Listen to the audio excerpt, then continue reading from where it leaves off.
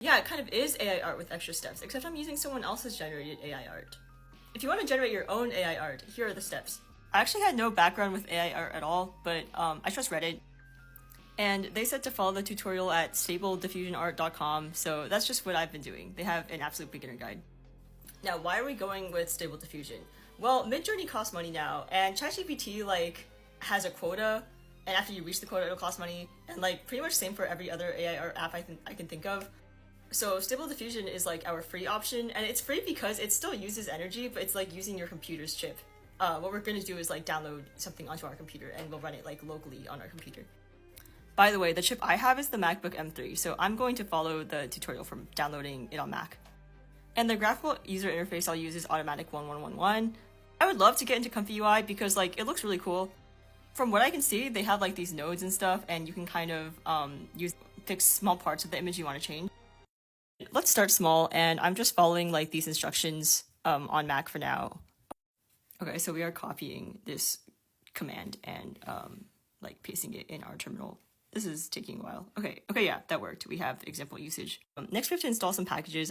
I'm guessing this is for Python because pretty much all ML is written in Python. But we'll run it with this command. Okay, here we go. It's the UI. Okay, that looks like shit. And that's because we're not using like the right model, and our prompt was not detailed enough. So I started going with the anything model. This Reddit thread has like example prompts and like compares the different models. Another very popular one is Abyss Orange. So I'll download this from Civit AI. So after downloading that file, I've moved it into our models folder, and we can go back to the UI and refresh, and it should show it in our dropdown here. And this will take a while to load. That's a little bit better. Another thing to consider is that this is based off of Stable Diffusion Extra Large. That's why you see XL in the model name. So actually we should be setting the width and height to 1024 instead of 512. Another thing we can do is do high res fix, and that will increase the size of the image. However, make sure not to do this if your MacBook has limited memory, because then it'll just take too long. And also these other parameters, the Stable Diffusion art guide talks about all of these in detail. But CFG scale determines how closely the model follows your prompt. The seed value is also useful if you want the image to kind of look like another image.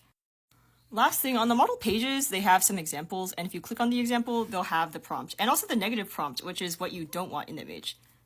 It's kind of silly because you'll literally have to specify like, high resolution, masterpiece, and stuff like that in the positive prompt, and then like low quality, worst quality in the negative prompt. Prompting is kind of its own science. Under the model are a bunch of examples, and if you click any of these, they will usually include the prompt used.